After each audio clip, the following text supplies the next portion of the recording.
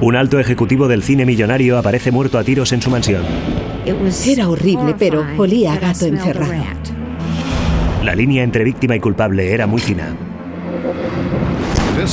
Todo el caso fue una historia de codicia y de cómo cubrirse las espaldas.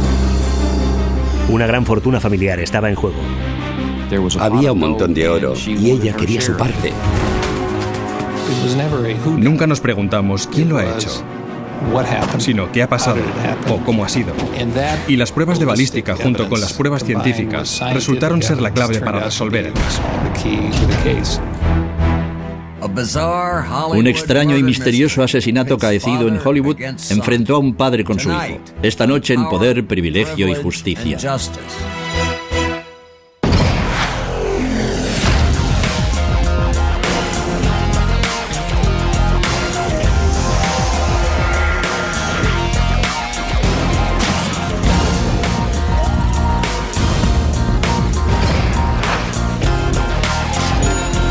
Crímenes imperfectos, ricos y famosos.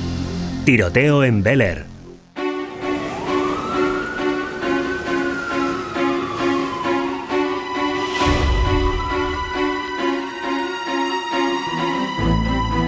El 22 de julio de 1983, a las 4 de la madrugada, la policía de Los Ángeles recibió una llamada de emergencia procedente de una mansión de los años 20, situada en uno de los barrios más lujosos de la ciudad.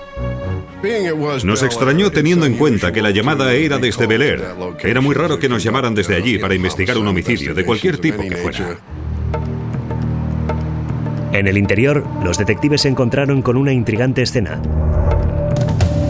Henry Kyle, un magnate de Texas convertido en alto ejecutivo de la industria del cine, yacía muerto en el suelo de su comedor. Obviamente, había sido víctima de un tiroteo. Presentaba un orificio de entrada en la zona superior del hombro izquierdo. Junto a su cuerpo, un Magnum 357. A su alrededor, cantidad de fragmentos y cartuchos usados. Kyle no es la única víctima. Su hijo Ricky, de 20 años, debe ser conducido a toda prisa al hospital con una herida de bala en el codo. Cuenta la policía que su padre y él estaban persiguiendo a un atracador y habían caído en una emboscada. Todo el mundo dio por supuesto en aquel momento que el ladrón había disparado al señor Kyle y que Ricky se había visto atrapado en el fuego cruzado y había resultado herido de un disparo en el codo derecho. La policía interrogó a los demás residentes en la mansión de Kyle. Scott, el hermano de Ricky, de 19 años, un carpintero y un profesor de tenis, ambos trabajando a jornada completa y residentes en la casa. Todos ellos dijeron a la policía que dormían cuando se inició el tiroteo y que no habían visto al intruso. En ningún momento de la investigación, alrededor de la mansión de Kyle, ningún vecino había detectado la presencia de un merodeador. Preguntamos en todas las casas. Interrogamos a todo el vecindario. En el interior de la mansión, los policías descubrieron 6 balas que al parecer habían sido disparadas con el Magnum 357 de Henry Kyle. Pero también encontraron otras 3 procedentes de una pistola del calibre 38. A partir de las heridas de la víctima, los expertos en balística empezaron a desentrañar lo ocurrido durante el tiroteo. Hay un orificio de entrada y un orificio de salida, de manera que se puede deducir la trayectoria de la bala a través del cuerpo de la víctima. En la terraza, cerca del lugar donde se encuentra el cadáver de Kyle, la policía encuentra la bala que le ha matado. Es del calibre 38. Pero cuando los investigadores intentan descubrir la trayectoria de la bala hasta la herida mortal de Kyle, descubren una buena extensión de lo que los criminólogos llaman punteado equimótico, alrededor de la zona donde entró la bala. El punteado equimótico no es más que una erosión de la piel. Normalmente está causado por la pólvora de un disparo.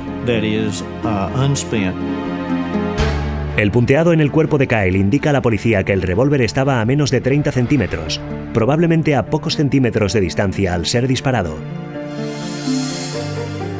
Este descubrimiento cambia rápidamente el rumbo de la investigación. Los atracadores no entran en las casas para ejecutar. Entran para robar. Desde el principio tuve la intuición de que no se trataba de un atraco, que no había sido un intruso ni un merodeador, era un asunto interno. Los investigadores están ahora convencidos de que Kyle ha sido víctima de un asesinato premeditado. Henry Kyle era un personaje realmente especial. Una mezcla de Gran Santini y el personaje de dibujos animados Sam Bigotes. Hay que tener un ego propio de un tejano para perseguir a un intruso sin más prendas que un 357. A primeras horas del día, la noticia del asesinato es la comidilla de todo Hollywood. Si formas parte del mundillo del espectáculo en Los Ángeles, saldrás en los periódicos a la más mínima ocasión. Mientras una muchedumbre de curiosos empieza a congregarse alrededor de la lujosa mansión, los investigadores registran toda la finca en busca de pistas. Más tarde, esa misma mañana, encuentran exactamente lo que andaban buscando: el arma homicida. Al registrar el jardín, pudimos recuperar el revólver. Estaba escondido entre los matorrales. De hecho, era el arma del crimen, como lo había demostrado la investigación balística. Los investigadores espolvorearon el revólver ROM del calibre 38 en busca de huellas digitales, pero no encontraron nada. El autor de los disparos llevaba guantes protectores o se tomó el tiempo de limpiar el revólver antes de esconderlo. Para la policía fue una gran decepción. A pesar de todas las series de televisión que dan a entender que la gente del CSI puede demostrarlo todo, eso no es cierto. A veces todo queda en el aire y no se sabe exactamente qué ha pasado. Los detectives abandonan la mansión con muy pocas pistas. Ahora la única persona que puede ayudarles en la investigación es Ricky Kyle, y el muchacho está en el quirófano. A la mañana siguiente, interrogué a Ricky Kyle en el hospital donde estaba ingresado por una herida de bala en el codo derecho. Con su grabadora en marcha, Grogan pide al único testigo ocular vivo que explique el ataque. Obviamente no me giré para mirar a aquel hombre. Sabía que papá estaba herido. Todavía no sabía que yo también lo estaba. Se mostró muy dispuesto a colaborar. Me dijo que sabía que su padre siempre guardaba una pistola al lado de la cama. Y que su padre había saltado de la cama, desnudo, y había cogido la pistola. Y Ricky Kyle, su hijo, iba detrás de él. Según Ricky, su padre y él se dirigieron hacia el comedor a oscuras. ¿Notaste que había alguien? Solo cuando papá sacó de repente la pistola. ¿Notaste la presencia de otra persona en la habitación? Me di cuenta de que papá había visto a alguien. Lo único que sé es que de alguna manera me alcanzaron los disparos. Salí corriendo.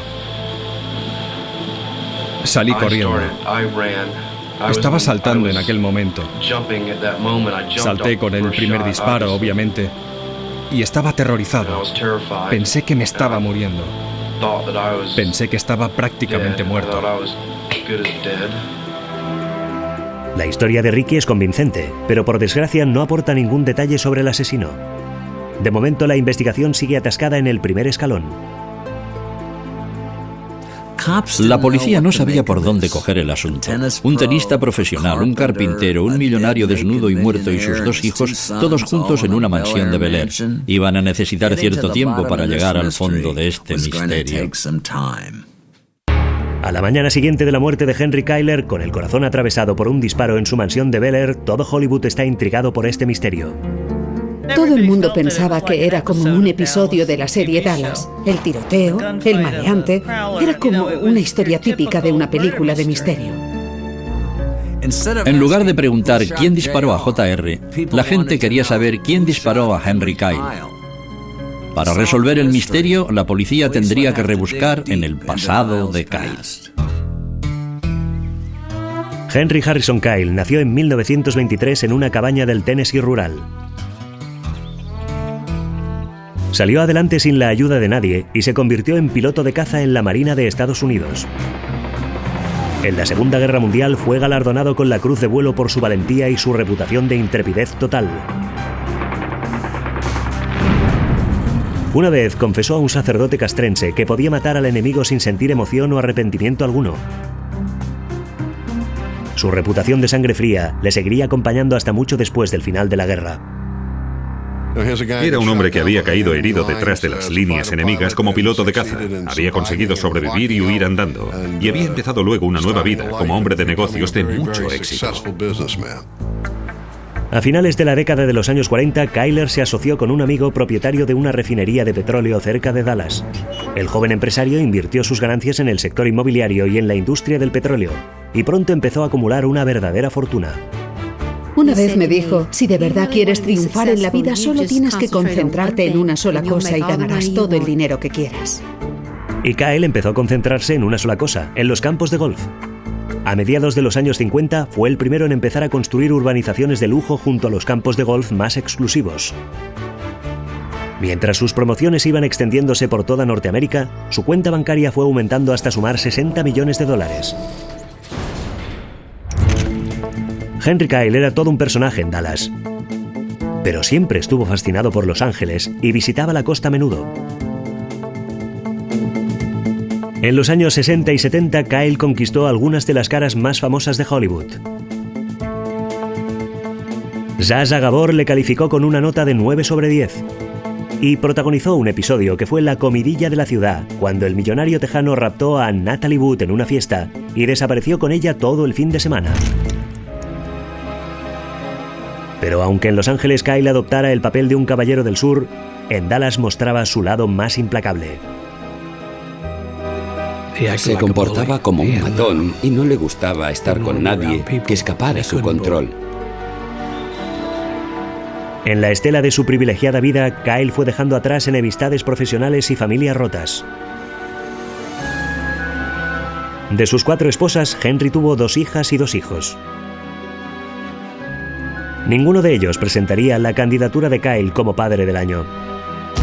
Creo que Henry intimidaba a sus hijos. Creo que le tenían miedo. Henry se sentía decepcionado con sus hijos. A principios de la década de 1980, su hija Jackie empezó a tener problemas con las drogas e incluso posó como modelo para una revista subida de tono. Su hijo Scott fue expulsado del instituto por esconder alcohol en el dormitorio del internado. Y su otro hijo Ricky estaba tan interesado en el arte y la poesía que casi nunca iba a clase. Pero como los hijos de Kyle pudieron comprobar, no cumplir con las expectativas paternas tenía un precio. Bien, era una sensación muy vaga. En mi opinión, maltrató a sus hijos durante muchos años. Al ir creciendo, Ricky pareció ser el más afectado por la desaprobación de su padre. Al parecer, a Ricky le costaba mucho más llevarse bien con su padre. Siempre estaban discutiendo. Lo cual no impedía que Ricky deseara la aceptación de su padre. Para congraciarse con él, Ricky siguió sus pasos y entró en el cuerpo de la Reserva de los Marines. Al regresar tras su servicio en California, entró en la Universidad Estatal del Norte de Texas. Creo que Ricky deseaba tener una familia y deseaba, sobre todo, contar con el amor y el respeto de su padre. Pero Henry Kyle parecía estar más interesado en sus negocios que en sus hijos. Y en 1983 se propuso un nuevo reto. Alquiló su mansión de Dallas a Larry Hagman y se trasladó a Hollywood. Contrató a una empresa de relaciones públicas. En Los Ángeles se convirtió en un hombre importante de Dallas, de los de sombrero, de ala ancha, nada de ganado. Henry Kyle compró una participación en el Four Star Films. Todo el mundo lo sabía. Era un negocio que formaba parte del mundillo del espectáculo en Los Ángeles. Da la casualidad que yo había sido vicepresidente de aquella empresa en los años 60, cuando todavía se la conocía por producir espectáculos de primera clase.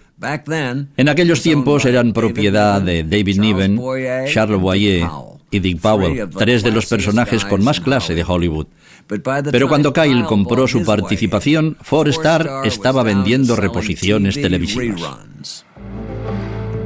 Cuando cumplió 60 años, Henry Kyle se trasladó a una gran mansión llamada Granada, que se alzaba en la esquina de Sunset Boulevard con Stone Canyon Road, en Bel Air. Corría el rumor de que la casa había pertenecido a Clara Bow, la gran estrella del cine mudo. Kyle tenía la intención de restaurar la vejentada finca para devolverle todo su antiguo esplendor. Hacia la misma época, Ricky hizo el último intento para ganarse el afecto de su padre. Le escribió que estaba dando un giro importante en su vida, y para demostrarlo, le mandó las notas obtenidas en la Universidad de Texas. En la misma carta le decía que gracias a estos resultados le habían aceptado en la prestigiosa Universidad de Stanford, en el norte de California. Su padre estaba muy orgulloso de aquella carta. Recuerdo haber hablado con algunas de las relaciones de negocios más cercanas del señor Kyle. Siempre estaba enseñando esta carta a todo el mundo diciendo, mirad, mi chico irá a Stanford. Henry estaba tan encantado con el cambio de Ricky que le invitó a pasar el verano en su mansión de Bel Air. Ricky aceptó y viajó en coche de Dallas a Los Ángeles para reunirse con su padre y su hermano. Pero, ¿por qué querría Ricky volver a vivir con su agobiante padre? ¿Era un intento desesperado de reconciliación o parte de un plan urdido por el joven? Un mes después de reconciliarse con su hijo, Henry cae abatido en su mansión de Bel Air. Y Ricky está en el hospital con una herida de bala en el codo. Y la policía solo dispone de la historia de Ricky sobre un intruso en la casa. Al parecer, el señor Kyle y Ricky empezaron a mirar por todas partes para ver si había entrado alguien en la residencia. Y entonces se produjeron los disparos. La policía registró toda la casa en busca de pistas, pero no encontraron ninguna prueba física ni ningún testigo que pudiera identificar al asesino. A falta de otra cosa, los investigadores empezaron a buscar algún motivo. Y se encontraron con mucho más de lo que esperaban. Entrevisté a cantidad de hombres de negocios, familiares, exesposas, cantidad de amantes. El señor Kyle había tenido muchas. Henry Kyle era un hombre que se había ganado numerosos enemigos a lo largo de su vida. La policía dijo 10.000 personas tenían algún motivo para matar a Henry Kyle. En Hollywood se bromeaba que eso solo era la lista de los candidatos preseleccionados. Al ir profundizando en las relaciones de negocios de Kyle, los investigadores descubren que sus peores enemigos pueden encontrarse entre su propia familia. El investigador en jefe Bob Grogan registra la casa, encuentra la cartera de Henry Kyle en el comedor, bastante cerca del lugar donde se produjo el tiroteo. Abrí la cartera y empecé a examinar los documentos. Y en aquella cartera, encima de todo, había un testamento. Cabe la posibilidad de que Kyle deseara excluir a su hijo Ricky de su testamento, pero nunca tuviera la oportunidad de realizar este cambio. De manera que empiezas a unir todas las piezas y piensas, bueno, quizás mató a su padre por el dinero. Ricky Kyle se convierte en el sospechoso principal del asesinato de su padre. Al seguir registrando la casa, los detectives también encuentran la carta que Ricky había mandado a su padre, presumiendo de haber sido aceptado en Stanford. Tras unas cuantas llamadas, los investigadores descubren que la carta es una sarta de mentiras. No podían haberle aceptado en Stanford. Ni siquiera asistía a clase en la Universidad de Texas. La policía especula con la posibilidad de que Ricky quisiera eliminar a su padre antes de que éste descubriera la verdad. O quizás supiera que su padre tenía la intención de desheredarle. Con cada vez más indicios en contra de Ricky, la policía interrogó al profesor de tenis de Henry Kyle y su carpintero a tiempo completo. Ambos declararon que la relación entre Henry y Ricky había ido de mal en peor en los días anteriores al homicidio. Habían visto a Henry montar en cólera y gritar a Ricky acusándole de descuidado y perezoso. Henry era un elemento peligroso en aquellos momentos. Al final su estado era casi psicótico. Cuando los expertos en balística analizaron el lugar del crimen, una bala en particular les llamó la atención, indicando la posible culpabilidad de Ricky y Kyle, aunque afirmaran no poseer un revólver. Encontramos una bala incrustada en el suelo a unos 6 o 9 metros del cuerpo, en el pasillo que va del comedor a la cocina. ¿Pero para qué querría alguien disparar contra el suelo? Seguramente fue debido a la herida de bala que había sufrido en el codo derecho. Al recibir el impacto, debió apretar el gatillo del revólver ROM como un acto reflejo, y la bala se incrustó en el suelo. Por lo tanto, la ingenua historia de Ricky Kyle sobre un atracador empezó a desmoronarse. Cuando la investigación empezó a concentrarse en Ricky Kyle, pensé que Grogan estaba bien encaminado. No había habido ningún atracador. Era un intento del hijo para ejecutar a su padre. Pero había un problema. ¿Cómo conectar el sospechoso con el arma del crimen? Sobre todo teniendo en cuenta que Ricky seguía confirmando sus declaraciones. ¿Tú estabas armado en aquel momento? No. ¿Tienes alguna pistola? No. ¿De ningún tipo? No, creo que todavía no tengo edad. Los días posteriores al asesinato, la investigación va cerrándose alrededor de Ricky. Pero la policía necesita más pruebas para poder detenerle. Sabía que el revólver Rom había sido el arma del crimen, el arma que Ricky había disparado. En aquel momento no sabía quién era su propietario ni de dónde había salido. A pesar de los indicios cada vez más claros en su contra, Ricky pudo asistir al funeral de su padre celebrado en Dallas. Poco se imaginaban los policías que su principal sospechoso estaba a punto de derrumbarse. A los pocos días de la muerte de Henry Kyle, el cuerpo del multimillonario fue transportado en avión hasta su ciudad natal, Dallas. La Grande E, apodo de Dallas, sigue conmocionada por el misterioso asesinato, y los amigos más cercanos de Henry empiezan a desconfiar tanto como la policía de la historia del atracador. Era horrible, pero olía a gato encerrado. Ricky Kyle es ahora el principal sospechoso del asesinato de su padre, pero la policía sigue sin tener las pruebas necesarias para demostrarlo. No le acusamos en Los Ángeles. Al salir del hospital regresó a Texas para asistir al funeral de su padre. En el funeral cargado de tensión coinciden las exesposas de Henry, sus antiguas amantes y sus hijos, y de cara a la galería, Ricky parece solemne y triste. Muchos asistentes al funeral me confirmaron que había ofrecido una excelente actuación como hijo abrumado por el dolor. Después del funeral, Ricky se reúne con su hermanastra Jackie y el novio de esta. Según Jackie, Ricky deja caer entonces una bomba. Les dijo: necesito que me hagáis un favor. He matado a papá. He matado a papá de un disparo. Y quiero que regreséis a Los Ángeles, a la casa, y recuperéis el revólver con el que maté a papá. Lo tiré en los matorrales. Ricky dibujó un mapa para que Jackie y su novio encontraran fácilmente el revólver, sin saber que la policía ya lo había descubierto en el jardín de la mansión. Pero Jackie y su novio le dijeron que no querían involucrarse en el asunto. Muy pocas personas en toda esa familia de Dallas estaban dispuestas a dar un paso por el señor Kyle. Pero entonces Jackie se entera de algo conmocionante y costoso. Se calcula que la fortuna de Henry Kyle asciende a más de $22 millones. Y como ha muerto sin poder modificar su testamento, le corresponde a Ricky un 49% de la herencia. A Jackie solo le deja unos miserables $10.000. Para una modelo retirada, conocida por su adicción a las drogas, la noticia es muy dura de asimilar. Para quien se gasta miles de dólares al mes en cocaína, 10 de los grandes se esnifarían muy pronto.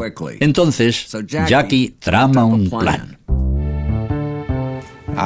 Creo que en su situación, Jackie Phillips pensó que si conseguía que culparan a Ricky Kyle por la muerte de su padre, sacaría una tajada más grande de la herencia. De manera que Jackie entregó el mapa a las autoridades. La policía contaba entonces con un claro caso circunstancial de asesinato. Además de tener el móvil y los medios, Ricky había al parecer confesado el crimen a su hermana y le había dibujado un mapa para encontrar el arma del crimen. 2 meses después del tiroteo, Ricky Kyle comparece ante un tribunal de Los Ángeles.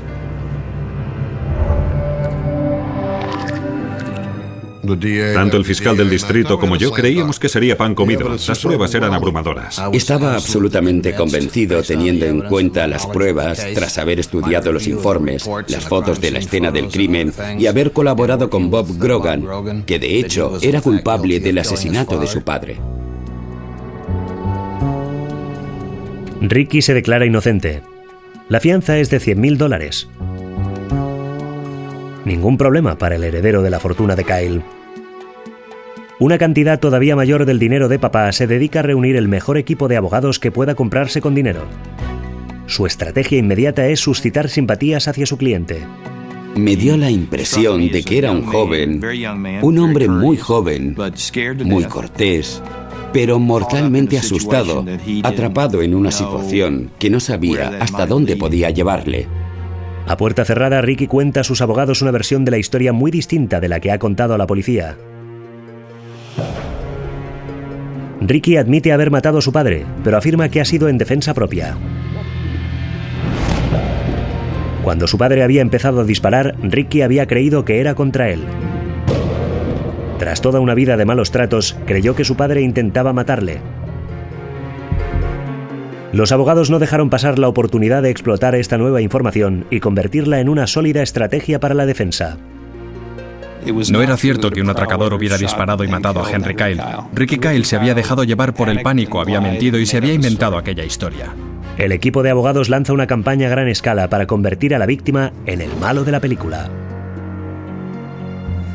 Para poder ampararse en la defensa propia, los abogados de Ricky tenían que demostrar que su querido papá había disparado primero. Y como no había testigos presenciales, tendrían que recurrir a los mejores expertos que la herencia de Ricky pudiera comprar. Ricky Kyle admite ahora que fue él quien disparó a su padre.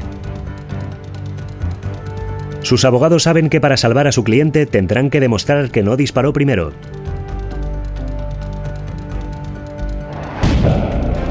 Solo había 2 personas en la habitación y una de ellas no podía prestar declaración. Así es como los abogados consiguen que el fallecido preste declaración a través de los estudios forenses. No conozco ningún otro caso en el que la defensa haya utilizado las pruebas forenses para demostrar que era un caso de defensa propia. Estoy totalmente convencido de que nadie puede presentar otro caso igual. Para desarrollar la defensa, el equipo de abogados de Ricky no ahorra medios para reproducir el tiroteo de Bel Air en un estudio de sonido, utilizando todo tipo de profesionales, escenógrafos, actores y un equipo de filmación. Pero para ello se gastaron todo el dinero. Pagaron a carpinteros para construir decorados, pagaron a expertos en balística, gastaron el dinero de Kyle hasta que no quedó nada.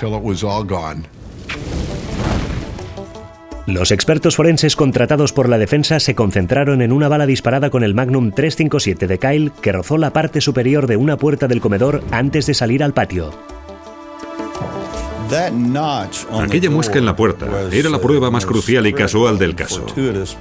Como la bala apenas había rozado la puerta, los expertos pudieron trazar con mucha más precisión la proyección del disparo y la altura del cañón. Con las pruebas que llevamos a cabo, pudimos determinar el ángulo del disparo. Y mis cálculos demostraron que el revólver fue disparado desde un punto bastante alto. Según la defensa, Henry tenía que haber estado de pie al disparar. Además, afirmaron, Henry debía haber realizado aquel disparo antes de que Ricky le disparara a él. Para sustentar sus afirmaciones, la defensa necesitaba cuestionar seriamente los resultados de la autopsia.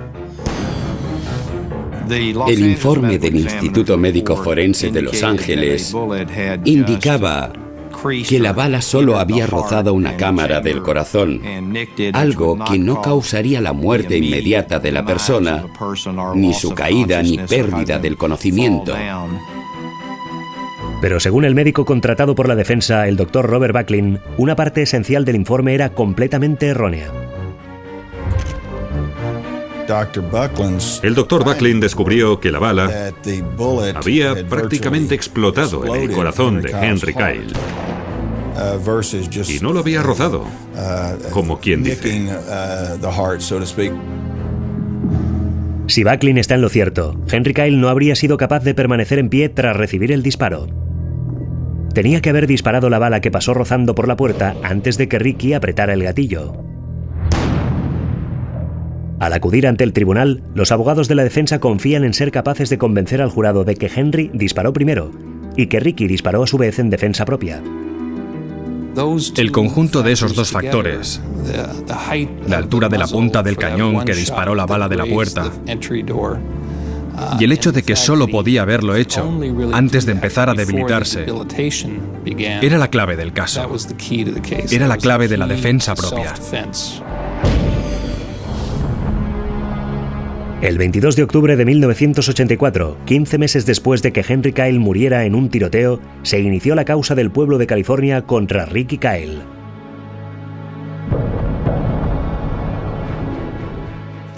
Si la fiscalía pretendía presentar a Ricky Kyle como un desalmado asesino, él no iba a ayudarles con un aspecto acorde a semejante personaje. Ricky apareció ante el tribunal muy aseado y con el aspecto de un anuncio de Ralph Lauren. Con tanto dramatismo e intriga como cualquier miniserie televisiva, el proceso promete convertirse en todo un acontecimiento. Suelo decirle a la gente que nadie sabe realmente lo que es la presión mediática hasta haber venido a Los Ángeles. Los alrededores del edificio de los juzgados son un auténtico frenesí de cámaras y periodistas. Se trataba de un caso de tiroteo en Bel Air entre un padre y un hijo, algo realmente extraordinario. La acusación empieza con buen pie. El fiscal Louis Watnick llama al carpintero, al profesor de tenis y a un amigo de Ricky. Todos ellos declaran que antes del incidente, Ricky les había dicho que quería matar a su padre. Mucho de todo aquello podía haberlo dicho bajo el efecto del alcohol o las drogas. Pero aunque así fuera, en realidad lo pensaba de verdad. La acusación también llama a declarar a una testigo estrella, la hermanastra de Ricky, Jackie Phillips. ¿Le dijo usted entonces a la policía que el acusado disparó 2 veces contra su padre? Sí, señor. Ante una sala del tribunal fascinada, Jackie cuenta la confesión de Ricky y cómo le dibujó un mapa para que encontrara el arma del crimen. Su declaración es demoledora, pero en la contrainterrogación la testigo se derrumba. Bastante me cuesta vivir conmigo misma. Creo que no hubiera podido vivir conmigo misma si no hacía nada. Solo un momento, ambos, ¿de acuerdo? Solicito que... Letrado, supongo que quiere protestar. Sí, protesto contra esta respuesta. De acuerdo, al lugar a la protesta, la respuesta será eliminada. Jackie no consigue mantenerse coherente. ¿Comprende usted la pregunta, señorita Phillips? Quizá no. Entonces se lo preguntaré de nuevo. Lo siento. Jackie Phillips había admitido tener un terrible problema con las drogas. Algo que sembraba todo tipo de dudas sobre su credibilidad, sobre el estado de su memoria. A pesar de todo, la acusación cree que entre el revólver, el mapa y el motivo tiene argumentos muy fuertes a su favor.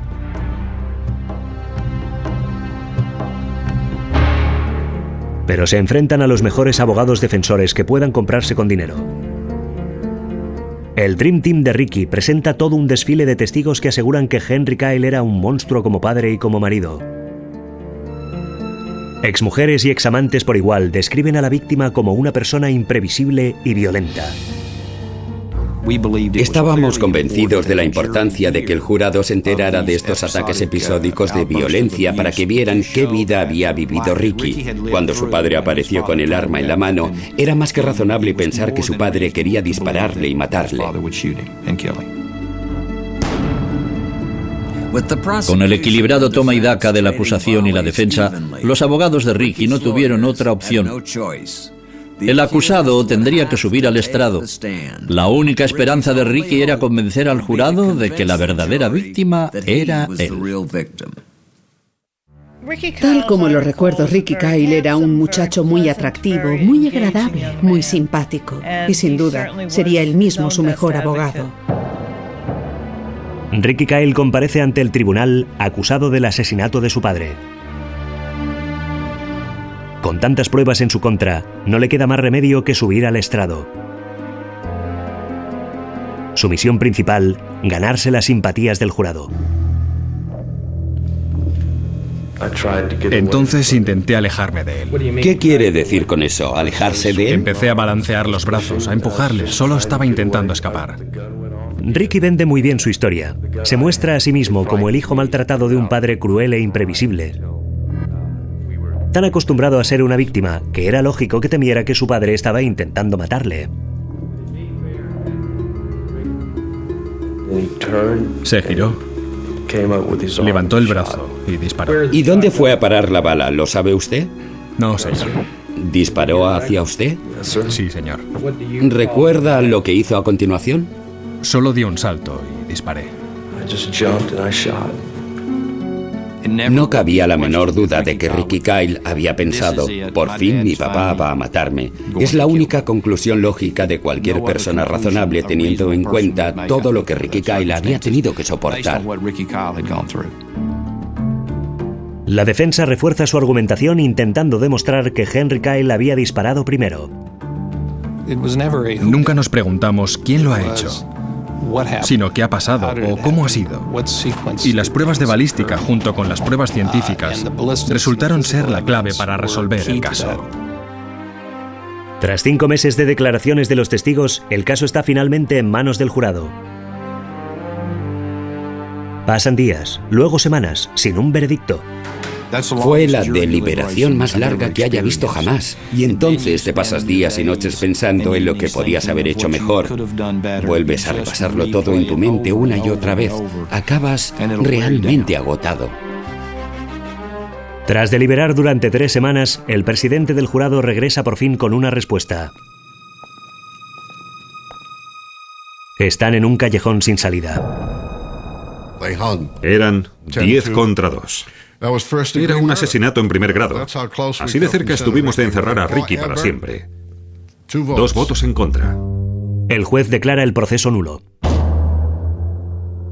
Ricky Kyle no iría a la cárcel, pero tuvo que pasar otra vez por todo el proceso. Y esta vez con un nuevo giro.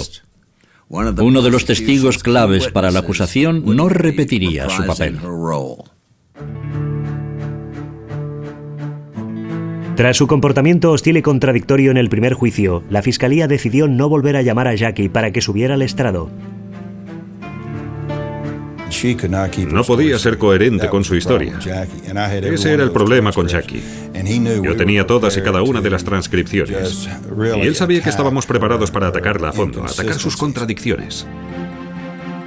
Casi 3 años justos después del asesinato, Ricky vuelve al primer plano con la misma estrategia defensiva, perfeccionada ahora al máximo. Utilizarán los informes de los forenses para demostrar que Henry Kyle había disparado primero y que Ricky solo había actuado en defensa propia. Creo que en el segundo juicio presentamos mucho mejor nuestra teoría desde el principio y de una forma mucho más clara, demostrándolo todo mejor. Tras 4 meses y medio de declaraciones, todos los argumentos han sido expuestos. El jurado deliberará durante 36 días, un récord en aquellos tiempos en el condado de Los Ángeles. Debe haber sido una tortura esperar el veredicto durante más de un mes. Es de suponer que si el jurado ha tenido que deliberar tanto tiempo, es porque no consigue llegar a la unanimidad. Pero esta vez, el jurado tiene un veredicto. El jurado designado en esta causa declara al acusado Henry H. Kyle Jr. culpable de homicidio involuntario. Le declaran culpable, pero con cargos mucho más leves.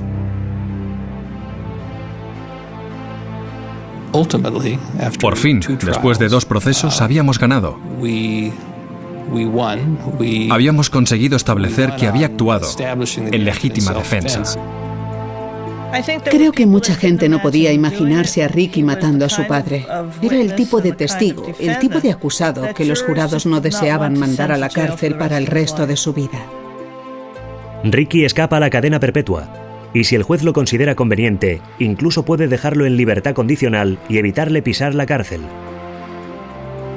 El veredicto del jurado cae como una bomba para la acusación y la policía. Homicidio involuntario era como ponerle una multa de tráfico por aparcar delante del edificio de los juzgados en Temple Street. No se corresponde con la gravedad de un asesinato por motivos financieros y económicos. La madre de Ricky, por otra parte, se declara desolada con el veredicto y dice a la prensa que esperaba que su hijo no tuviera que ir a la cárcel. Creo que ya ha sufrido bastante, dijo. Ricky coincidió diciendo, no creo merecer la cárcel. Ricky se enfrenta a una condena de hasta 6 años de cárcel por homicidio involuntario. Antes de que dictara su sentencia, algunos miembros del jurado habían escrito al juez pidiéndole clemencia. Pero el juez no se dejó influenciar. Como se ha demostrado, el acusado vivió en la mentira antes y después del asesinato. El juez sentencia a Ricky a 5 años en una cárcel del estado. Es como si se lo dijera bien claro. Has disparado y matado a tu padre. Eres un mentiroso y un asesino. Y el juez hizo muy bien con ello. El juez del segundo proceso pensó que Ricky Kyle había engañado al jurado, que con su excelente actuación en el estrado había ocultado sus verdaderos motivos, que quizá en realidad incluso había planeado el asesinato de su padre. Recuerdo muy bien que Ricky quedó destrozado. Se lo llevaron a la cárcel enseguida y yo entré a verle. Estaba llorando. Estaba muy asustado, muy afectado. Me alegró de que fuera por lo menos un castigo que este muchacho podría superar, sobrevivir y dejar atrás. Ricky terminó pasando 2 años y medio entre rejas. Y aunque hubiera conseguido librarse de la acusación de asesinato, al fin y al cabo no sacó casi nada de todo aquel asunto. Cuando por fin salió en libertad, la porción que le correspondía de la fortuna de su padre se había esfumado casi por completo, devorada por los impuestos atrasados y los honorarios de sus abogados. Si había apretado el gatillo por dinero, al fin y al cabo el verdadero perdedor había sido él. Bueno, es una verdadera lástima que Ricky matara a su padre por el dinero. Si no lo hubiera hecho, hoy en día estaría en una envidiable posición económica. El dinero no se habría evaporado en 2 juicios por asesinato. A la larga, de alguna manera, se hizo justicia. Me acordé a menudo del caso de Ricky Kyle cuando cubría el proceso contra los hermanos Menéndez. También eran unos chicos privilegiados, hijos de altos ejecutivos de la industria cinematográfica, que habían apretado el gatillo contra sus padres y luego habían culpado a la víctima. Utilizaron su herencia para contratar a los mejores equipos de abogados para su defensa, pero ninguno de ellos consiguió exculparles. Dominic Dunne para la televisión judicial.